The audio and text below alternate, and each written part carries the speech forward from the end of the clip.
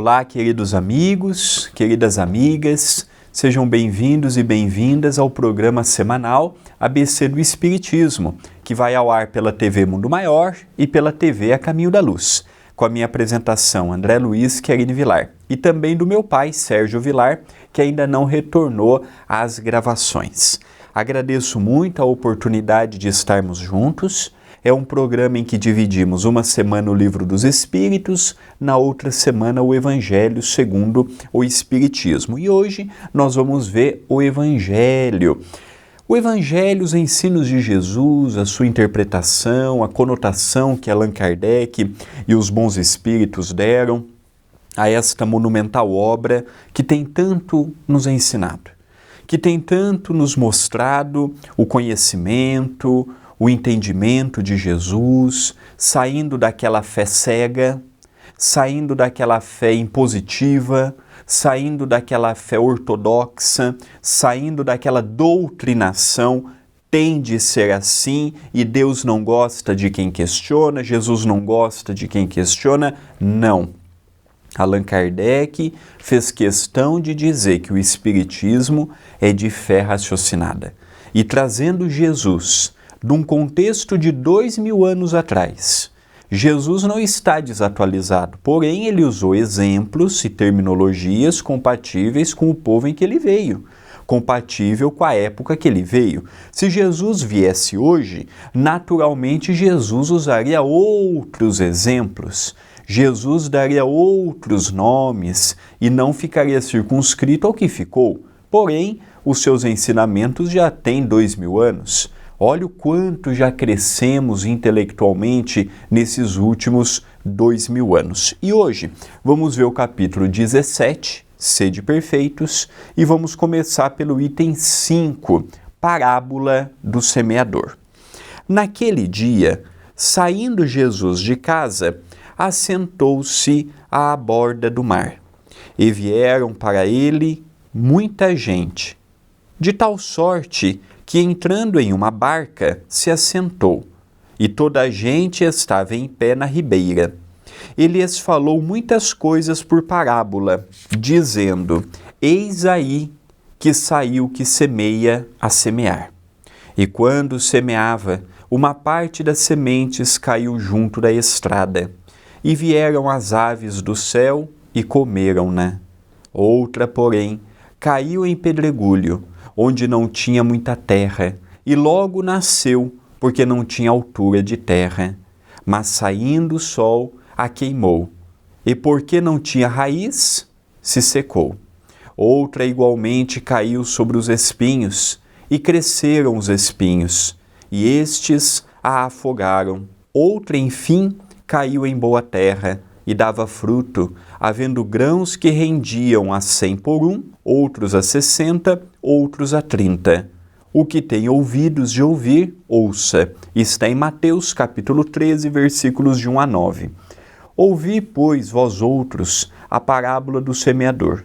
Todo aquele que ouve a palavra do reino e não a entende, vem ao mal e arrebata. O que se semeou no seu coração, este é o que recebeu a semente junto da estrada. Mas o que recebeu a semente no pedregulho, este é o que ouve a palavra e logo a recebe com gosto. Porém, ele não tem em si raiz, antes é de pouca duração. E quando lhe sobrevém tribulação e perseguição, por amor da palavra, logo se escandaliza. E o que recebeu a semente entre espinhos, este é o que ouve a palavra, porém os cuidados deste mundo e o engano das riquezas sufocam a palavra e fica infrutuosa. E o que recebeu a semente em boa terra, este é o que ouve a palavra e a entende, e dá fruto, e assim um dá 100, e outro 60, e outro 30 por um. Mateus capítulo 13º, versículos 18 a 23. Interessante a parábola do semeador, porque ela é muito difundida no meio cristão. Temos nela um valioso ensinamento. E aqui Kardec aproveitou do evangelista Mateus, no seu capítulo 13º, 2 momentos em que Jesus explica para todos nós que cada um está num grau evolutivo e num momento de produção. Então Jesus, sentando à ribeira, começou a dizer muitas coisas por parábolas. Por que Jesus falava por parábolas? Porque parábolas nada mais eram do que exemplos em forma de historieta. E era mais fácil de fixar do que se ele falasse grandes ensinamentos para um povo que, na sua grande maioria, era analfabeto e iletrado. Não sabia ler e não sabia escrever. Lembrando que naquela época o modo de ensinar os outros, na sua grande maioria, era pelo verbo. Então eles aprendiam dos avós, que passavam para os pais passavam para os filhos passavam para os seus filhos e assim sucessivamente. Era a forma oral. Então Jesus ele não perdia a oportunidade. Vendo aquela multidão que estava ao seu lado, ele começa a contar esta parábola, dizendo que existem aquelas pessoas que, ao ter contato com a verdade, não têm preparo para tal e não vai para frente. Tem aquelas pessoas que já têm até o discernimento do bem e do mal, mas quando chega na hora da decisão, do vamos ver, das escolhas, escolhe ainda o caminho do orgulho, do egoísmo, da separação. Ele também nos fala daquela boa terra, aqueles corações que já são gentios, que já são carinhosos, que já são fraternos, e o solo está bem preparado para receber o bom fruto. E na parte de baixo, também no Evangelho de Mateus, há um complemento do próprio Jesus. Quando ele nos diz que somente a reencarnação, ele não diz com essas palavras, evidentemente, mas que somente a reencarnação possibilita a oportunidade de sairmos de um estágio para o outro. Somente as vidas sucessivas, as oportunidades, a vida e a morte, o reencarne e o desencarne, para nos dar a oportunidade de sairmos daquele homem velho, daquele homem ainda voltado para o negativismo, para os erros ainda que somos possuidores, para entrarmos de posse de uma compreensão dilatada a respeito do certo, do errado, do que devemos ou não realizar. O que podemos também tirar desta parábola? Que cada um, no seu tempo e com o seu livre-arbítrio, quanto mais sabedoria eu tenho, e sabedoria independe da intelectualidade, eu posso ser sábio sem ter inteligência fora do comum. Isso era muito comum nós encontrarmos nos nossos avós, nos nossos antepassados. Como eu posso ter intelectualidade e não ter sabedoria? Eu sei muito, mas eu não sei aplicar em forma prática aquilo que eu sei. Então eu tiro daqui de conclusão e de exemplo o convite fraterno a vivermos no meio hostil, porque não é fácil. O mundo apresenta 1001 portas para entrarmos e nos iludirmos, mas ao mesmo tempo eu percebo também o convite sereno a produzirmos o que podemos. Se as pessoas ao meu lado podem produzir pouco, não quer dizer que eu também devo produzir pouco. Não é porque as pessoas produzem mal, imperfeitamente, lentamente, que eu vou caminhar pela mesma senda. Eu preciso ser o diferente. Eu preciso fazer a minha parte.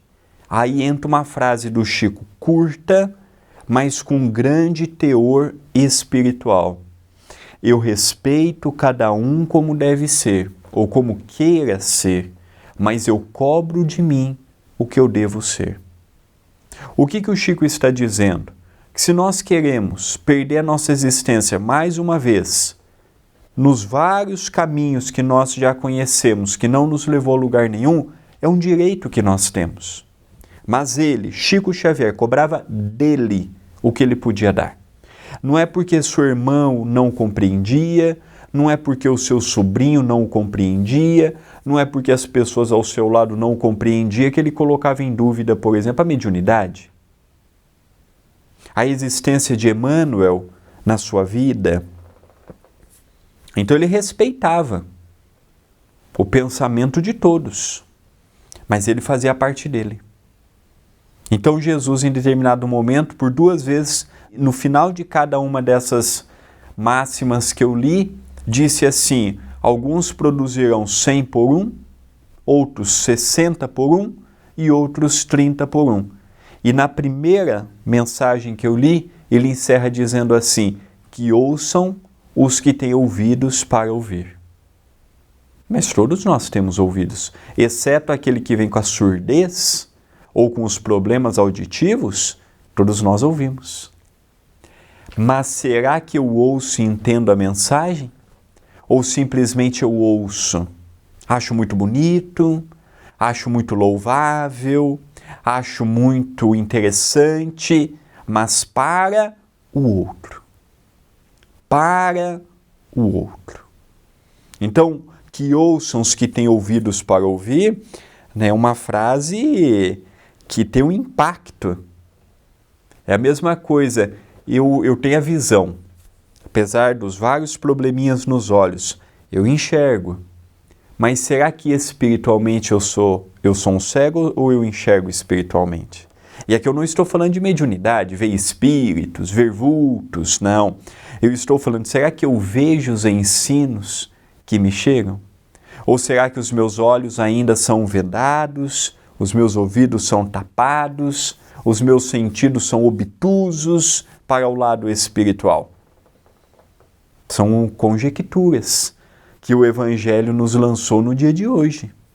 São pensamentos que nós temos a oportunidade de ir analisando, de ir refletindo. E, naturalmente, de ver num contexto apaixonante onde nos encontramos. Não só onde nos encontramos, mas mais do que isso, como fazer para sair de um estágio para o outro. Lembrando que aqui estamos para evoluir. Aqui estamos para crescer. Crescer em todos os aspectos.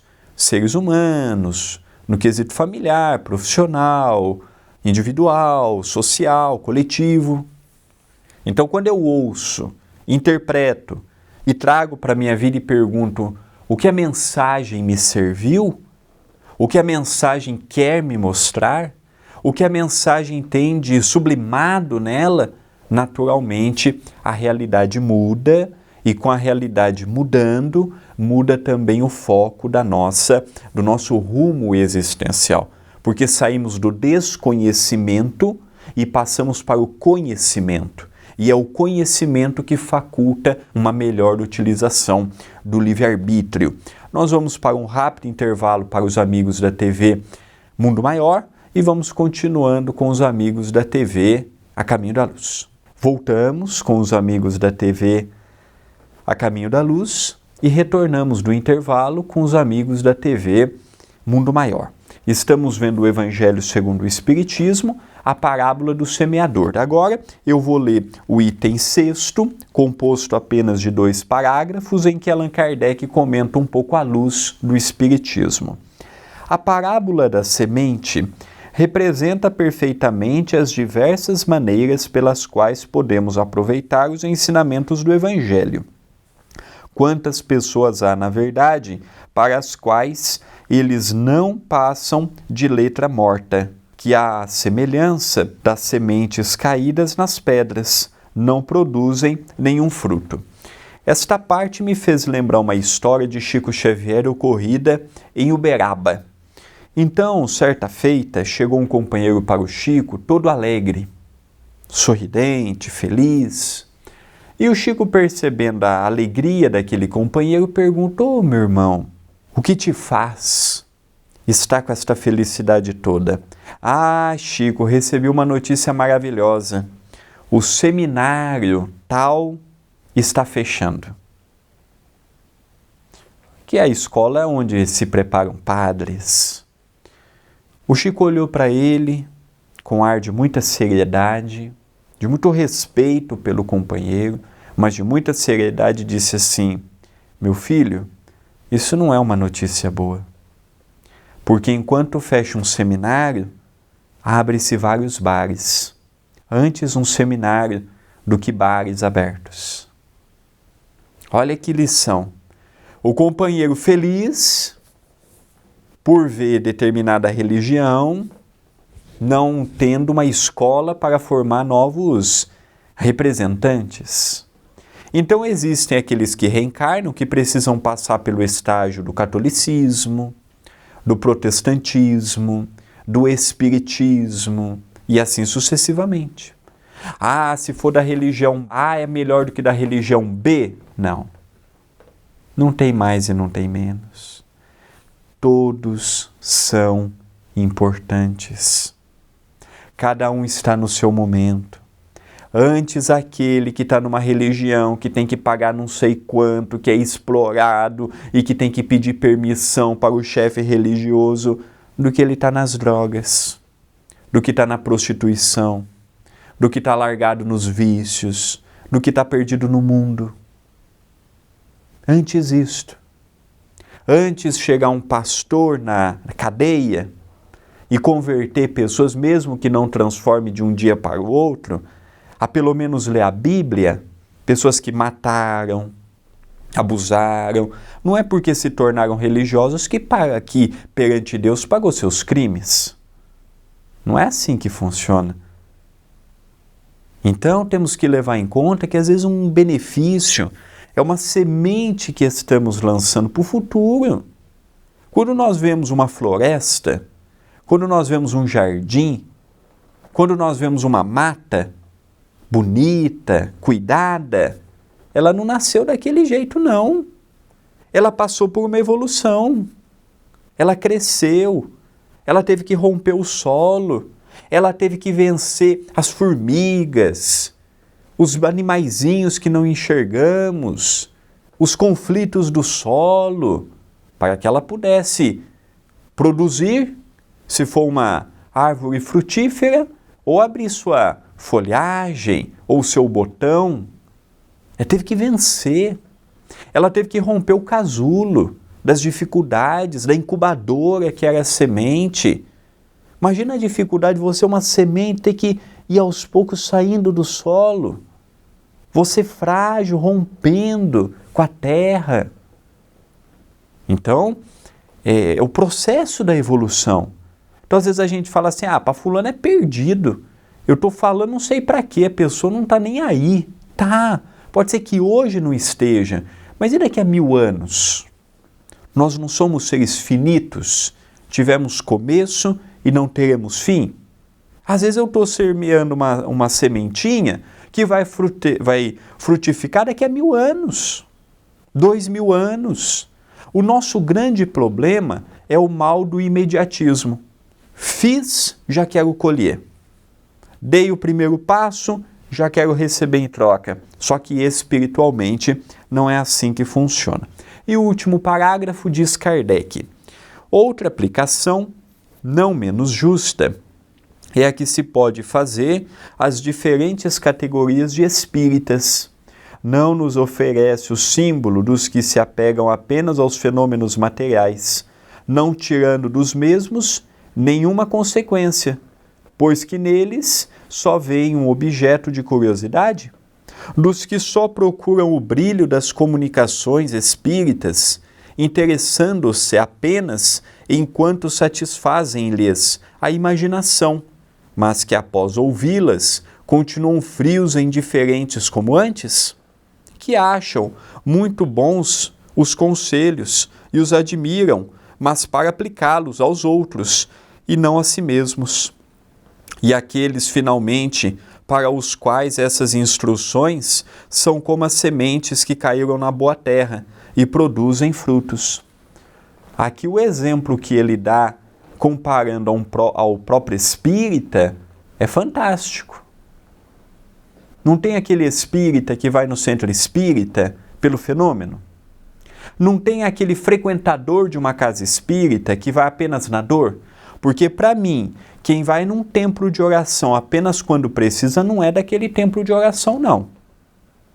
Tem pessoas que falam assim, você é o quê? Ah, eu sou católico não praticante. Não. Você pode ter afinidade com o catolicismo, mas se você não vai na igreja, você não pode ser católico, você pode até ser cristão. Você pode seguir o preceito de Jesus na sua vida. Mas para você ser católico, você tem que ir na palestra do padre, na homilia, você tem que fazer tudo o que aquele corpo doutrinário da igreja pede. Se você é um evangélico, a mesma coisa. Se você é um espírita, a mesma coisa. Agora, vai o espírita lá, bate a dor. É problema conjugal, é problema financeiro, é problema com os filhos, é alguém entre a vida e a morte, é problema com a mediunidade. Lembra do centro espírita? Aí melhora um pouco, some de novo. Aí você fala, nossa, cadê fulano? Ah, não sei. Aí passa alguns meses, ela torna o fulano retornar para casa. Esse nós podemos dizer que é um espírita? Não. Mas ao mesmo tempo vamos fechar a porta também para ele? Não. Ele está no momento dele. A semente não semeou. Ele vai em busca apenas quando aperta o calo. Somente nisto. Ah, mas eu não posso ser religioso na minha casa? Veja, essa pessoa tem 90 anos, não anda direito, depende dos filhos ou dos netos. É uma coisa. Agora, a gente por preguiça não ir no templo de oração e ficar só no online, falar que é a mesma coisa? Ora, é muita comodidade, não é? Muita comodidade. O que eu sinto num centro espírita, numa igreja ou em qualquer lugar, eu não vou sentir na minha casa. Com todo respeito ao meu lar, ao teu lar. Lá é um ambiente próprio. É a mesma coisa. Eu consigo fazer da minha casa um hospital? Até consigo, gastando uma fortuna. Aí eu vou mudar um quarto para ser um quarto hospitalar. Mas em vias de regra, eu não faço da minha casa um hospital. Eu não faço da minha casa um templo de oração. Eu não faço da minha casa algo assim. Então é isso que nós precisamos entender, que mesmo dentre nós os espíritas, há muitas diferenças no comportamento, nas atitudes, na maneira de agir, na maneira de pensar, na forma de lidar com os problemas, na forma de lidar com os desafios. Todos nós temos. Alguns mais, alguns menos. Agora, eu não posso também recorrer só quando eu preciso. Mas se a pessoa age assim, eu preciso respeitar. Eu não concordo. Acho que a pessoa tem que dar uma continuidade. Mas eu não posso mudar a pessoa. Como a pessoa também não vai me mudar. Mas a força do exemplo transforma. Ela sabe que no momento da dificuldade ela poderá bater, que vai ter um braço aberto lhe esperando. Então, uma passagem muito bonita que nós estamos vendo hoje é um ensinamento que nos cala fundo, porque ele fala diretamente ao nosso coração e, ao mesmo tempo, venhamos e convenhamos, é um ensinamento para o nosso dia a dia. É um ensinamento para as nossas meditações, para as nossas reflexões, para o burilamento de nosso ser. Não é para o outro. Às vezes tem pessoas que dizem assim, nossa, André, a palestra foi linda, pena que a minha mãe não estava, pena que a minha esposa não estava, pena que meu filho não estava. É muito difícil encontrar pessoa que fala assim, André, a mensagem me serviu, a mensagem me tocou, a mensagem me trouxe paz, a mensagem me trouxe renovação, a mensagem me trouxe entendimento. É sempre para o outro mudar, o outro corrigir, o outro aperfeiçoar, o outro transformar, o outro mostrar a diferença. E às vezes eu fico lá, surfando na onda, sem me preocupar verdadeiramente com o que é importante. Às vezes eu me preocupo com tanta coisa, só que coisas periféricas. Coisas que não são importantes, coisas que não me trazem paz, que não me trazem alívio, que não me trazem esclarecimento, que não me trazem informações. Então, quando eu pego esse contexto de que alguns ainda não têm preparo, de que outros já têm. Às vezes a gente tem inveja de quem faz o bem. O solo já está preparado, eu não tenho que ter inveja, eu tenho que tentar em miniatura fazer o que ele faz. Às vezes eu tenho inveja, fulano é bom demais. Fulano faz isto, e parece que eu não saio do lugar. Nós não temos que ter esse pensamento. O nosso pensamento, ele precisa ser estritamente voltado para o entendimento.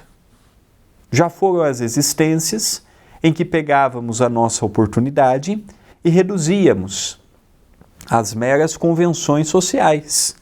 Hoje já não.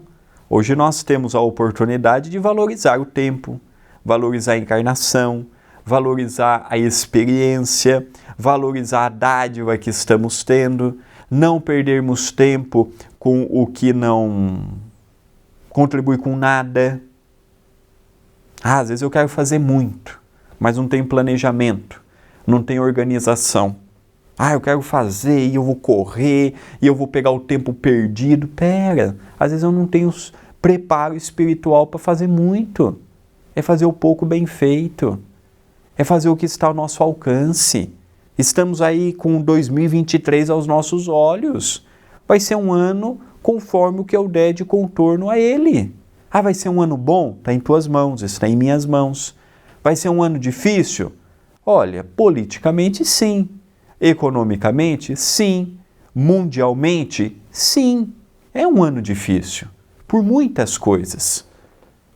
Por muitas coisas. Mas não é só aqui. É o mundo todo. Então é achar essa compreensão e não desistir, não. Não vou mudar o mundo, não vou mudar o outro, não. Mas eu posso fazer um pouco a mais. Mais solidariedade, mais amor, mais assistencialismo, mais bondade no coração, menos revolta, menos indignação, menos questionamentos infundados e mais trabalho no bem, mais trabalho com Jesus, mais trabalho com os bons espíritos. Estamos encerrando o programa ABC do Espiritismo.